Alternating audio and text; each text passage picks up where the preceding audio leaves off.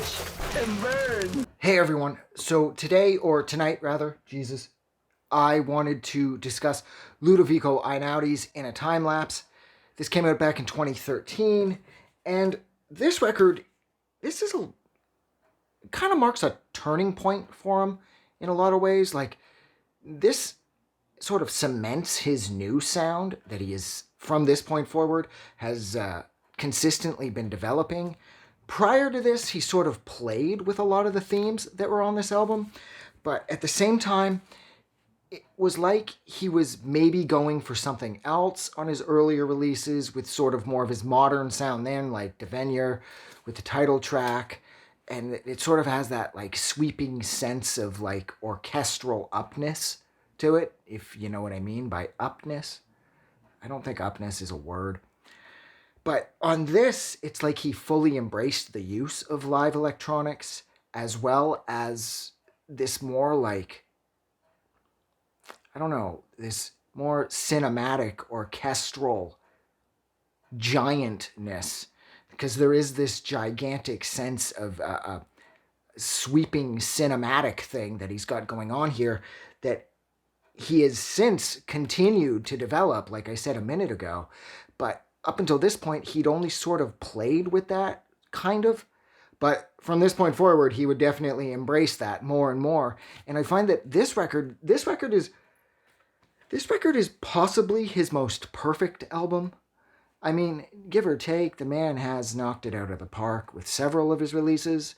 But on this album, I found that he, I don't know, with songs like Life and Brothers and Burning, Waterways, there's a crispness to each track.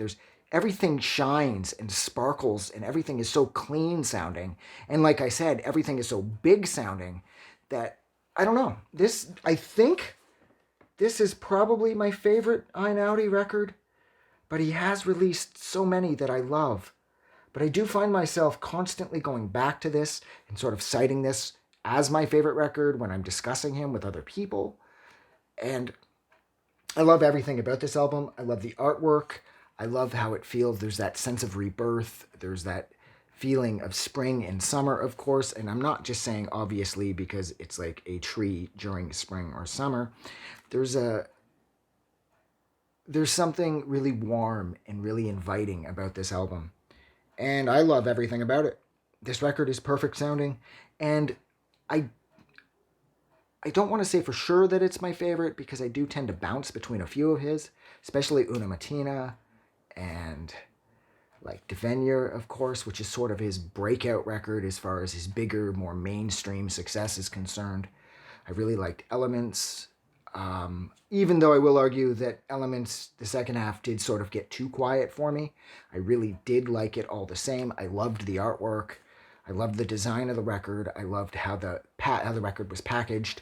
And although I love the artwork for this, I don't love how this record is packaged.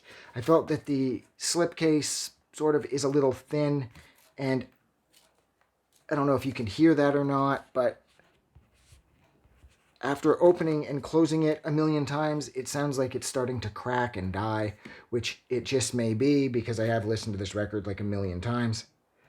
But yeah, so look, I'm going to go. So thank you so much for sitting with me for a few minutes while I discuss Ludovico Einaudi's 2013 effort, In a Time Lapse. If you liked this review, don't forget to do something nice for somebody. And if you didn't like this review, you should still do something nice for somebody because it's a nice thing to do. Yeah, so thank you so much. Have a good night. I just wanted to say thank you for making it through the entire video. I really appreciate it.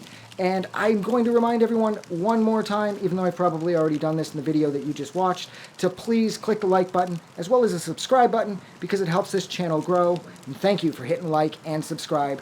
And we will see you guys really soon.